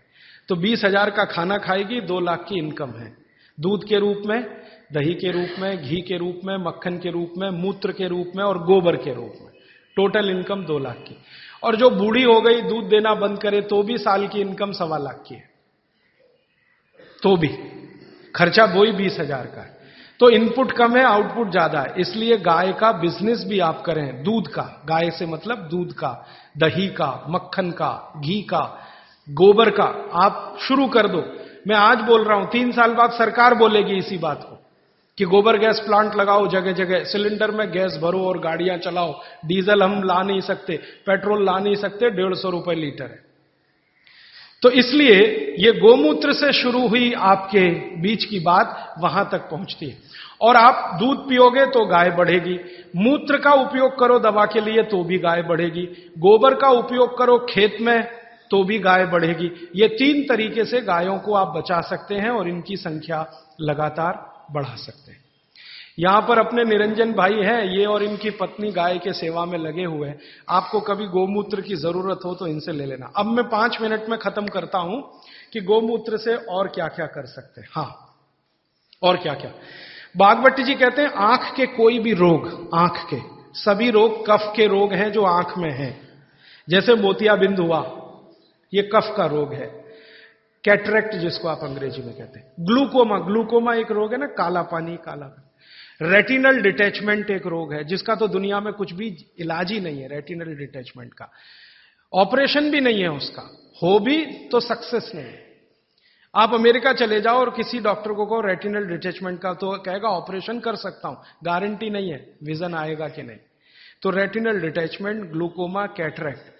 और आंखों में छोटी मोटी बीमारियां बहुत हैं, आंखें लाल होना, आंखों से पानी निकलना, आंखों में जलन होना।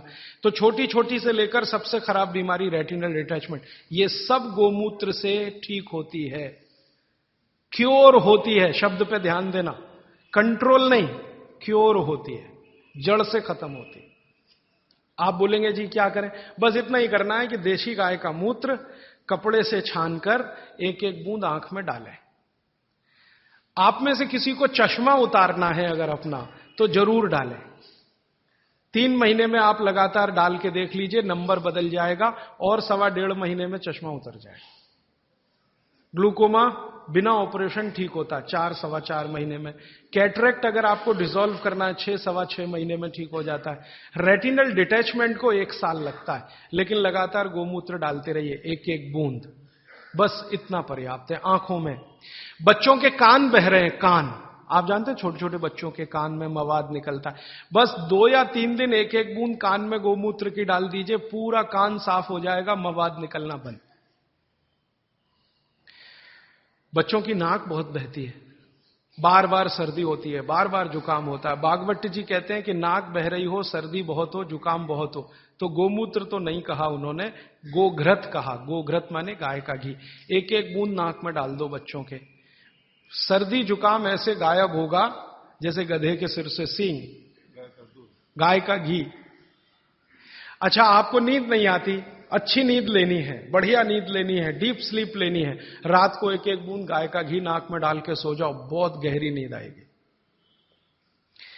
आपको खर्राटे बंद करने हैं। बहुत लोगों को खर्राटे आते हैं रात को सोते समय।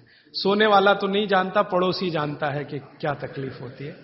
तो जिनको भी खर्राटे बहुत आते हैं उनके लिए बहुत अच्छी दवा मैं बता के जा रहा हूं। गाय का घी एक एक बूंद नाक में डाल लो, 3 दिन बाद चौथे दिन से खर्राटे बिल्कुल बंद हो जाए, स्मूथ एकदम आपकी नींद हो जाए।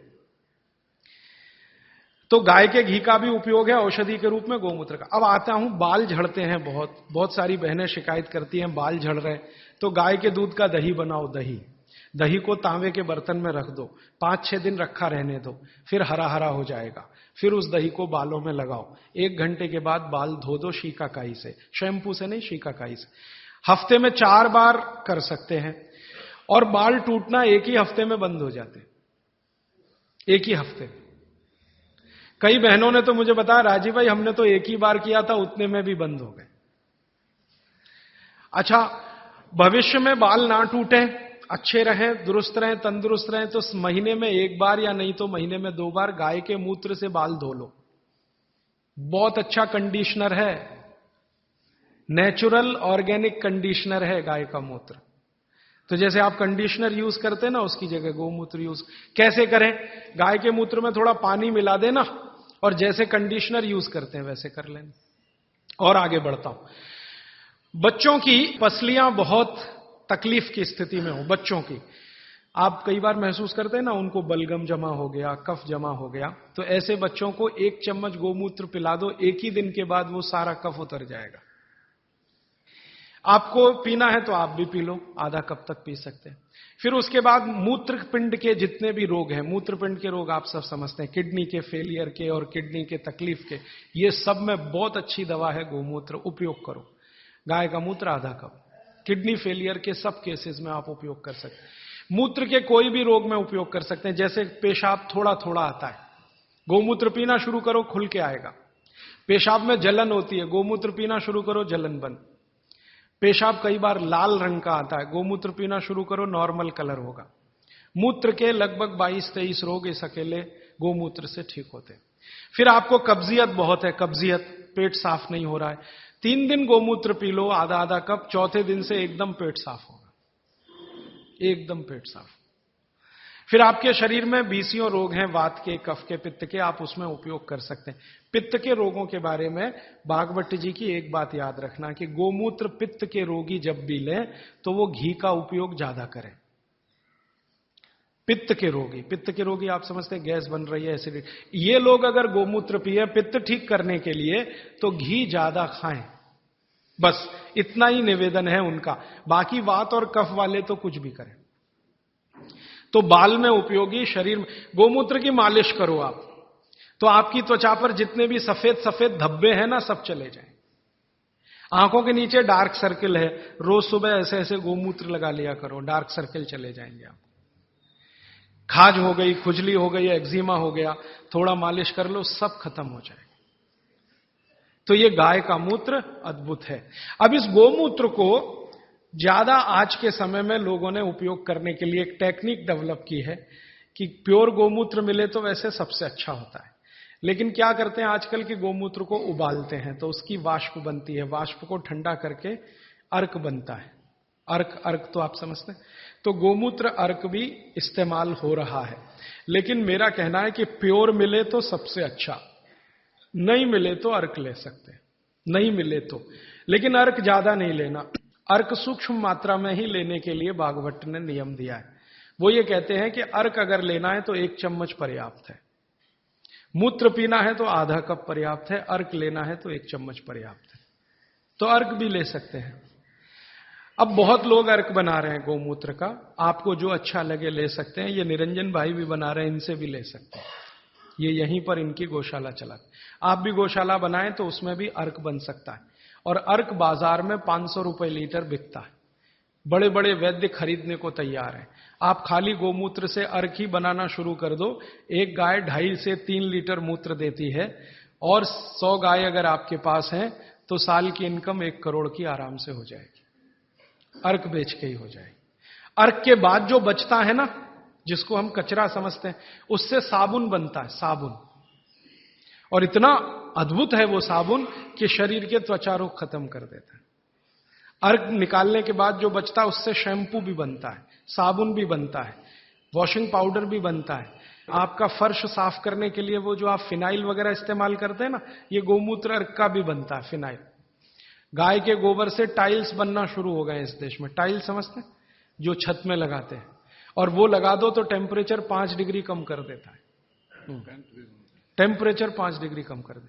तो ऐसी अद्भुत गाय भगवान ने हमको दी, प्रकृति ने दी। इसका संरक्षण संवर्धन हम करें, मूत्र का उपयोग करें, गोबर का उपयोग करें, घी का उपयोग करें, दूध का उपयोग करें, और हर चीज उपयोग करेगी तो मांग बढ़ेगी।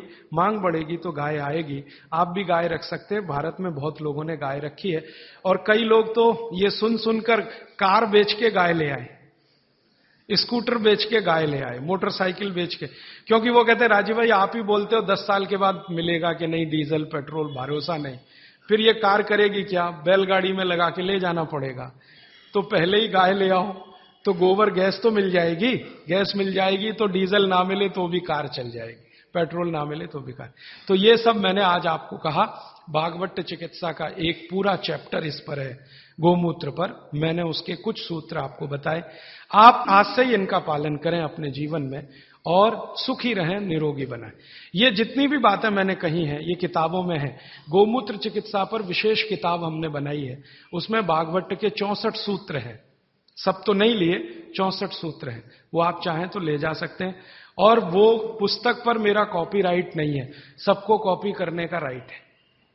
आप क्या करें, उस पुस्तक को अपने नाम से छपा लें, हमारा नाम निकाल के अपना लिख लें, तो मैं कभी मुकदमा करने नहीं आऊंगा। क्योंकि मैं मानता हूं ये बात जल्दी से जल्दी ज्यादा से ज्यादा लोगों तक पहुंचे। तो हमारा लक्ष्य है गाय बचे और भागवत चिकित्सा में गोमूत्र का उपयोग होने लगे। मेरा लक्ष्य तो वो है। पुस्तक ज्यादा लोगों तक जाएगी तो तभी ये हो पाएगा। और मैं अकेला कितनी छाप छाप के बांटूंगा, मेरी एक लिमिट है। लेकिन सब अगर यही करने लग जाएं तो लिमिट टूटेगी, ज्यादा लोगों तक पहुंचेगा। इस पे सीडी भी बनाई है, पुस्तक भी है, आप चाहें तो ले लें। अभी प्रश्न आपके, आज समय थोड़ा ज्यादा ले लिया मैंने, माफ करिएगा जी। प्रश्न, एक सवाल यह है कि आपने कहा कि गोमूत्र में सबसे ज्यादा कर्क्यूमिन है, लेकिन हल्दी में भी कर्क्यूमिन है। हाँ, वो कल बात करने वाला हूं। हल्दी की बात कल आएगी। हल्दी में भी बहुत कर्क्यूमिन है और एंटी कैंसरस सारी प्रॉपर्टी हल्दी में है।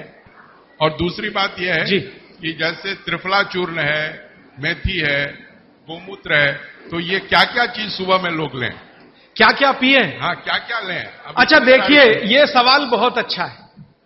ये सवाल प्रदीप भाई का बहुत अच्छा है कि इतनी सारी चीजें अब आपके सामने हैं, सवेरे क्या क्या लें। तो मैं आपको एक छोटी निवेदन, ये विनती के रूप में करना चाहता हूं कि 30 तारीख को सुबह मैं एक सेशन करना चाहता हूं आपके साथ इसी भवन में, वो यही प्रश्न का उत्तर देने के लिए। क्योंकि ज्ञान जब बहुत ज्यादा हो जाता है ना, तब हमारे सामने सिलेक्शन की समस्या आती है कि हम क्या क्या करें। अब सवेरे लेने के लिए इतनी चीज हो गई है, तो आप 2 दिन इंतजार कर लें। 30 तारीख का सेशन मैं इसी के लिए करने वाला हूं कि जितना आपके पास ज्ञान आ गया, अब इसमें से सेलेक्टिव कैसे हो, कौन कौन सी 1, 2, 3 चीजें करें जो आपके लिए पर्याप्त हो। वो मैं आपकी प्रकृति, स्वभाव और चिकित्सा रोग के हिसाब से बताऊंगा। जैसे वात वाले हैं वो क्या क्या कर लें, पित्त वाले हैं वो क्या क्या कर लें, कफ वाले हैं वो क्या क्या कर लें। और ये जो सारा बोला है इसका समअप भी 30 तारीख को सुबह 7 बजे से 9 बजे के इसी सेशन में मैं करूंगा। गाय के बारे में आपने बहुत कुछ बताया, अच्छा है। गाय का पंचामृत जो होता है वो इतना शुद्ध होता है जिसकी कोई हद नहीं। सही बात। मैंने इसका सदुपयोग किया है 5 चीजों को, जिसको मिलाकर के आप ले तो जिंदगी भर की जैसी जैसी बीमारी हो वो आपकी दूर हो जाती है। उसके बारे में आप बताते हैं। गाय का दूध, गाय का घी, गाय का मूत्र, थोड़ा गाय के गोबर का रस और ये सब मिलाकर थोड़ा गुड़, ये है पंचामृत।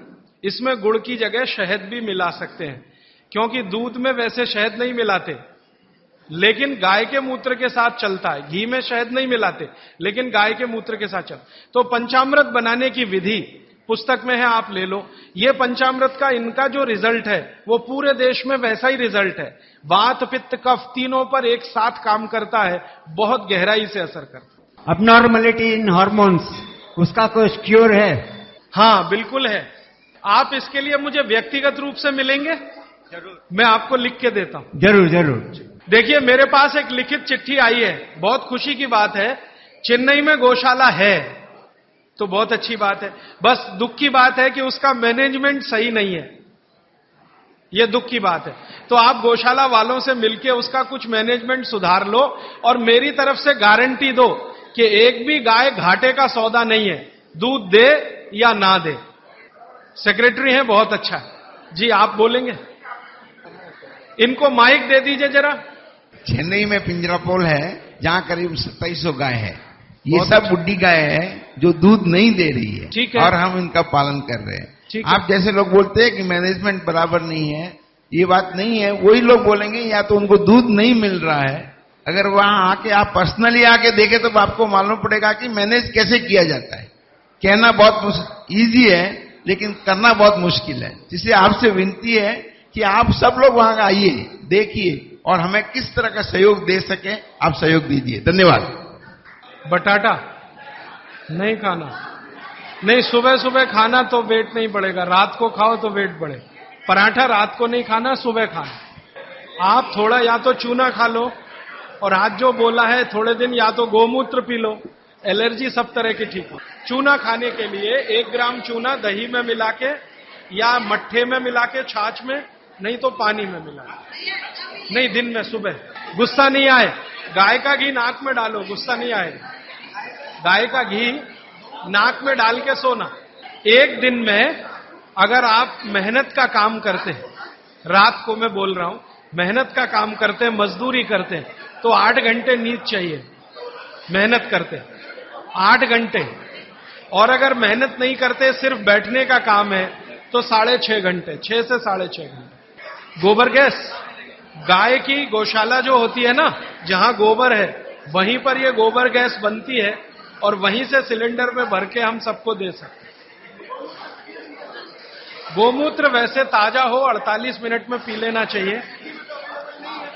बोतल में भर के 4-5 दिन तक रख सकते हैं। कांच की बोतल। बीपी के लिए सबसे अच्छा मेथी दाना, रात को पानी में डाल के, हाँ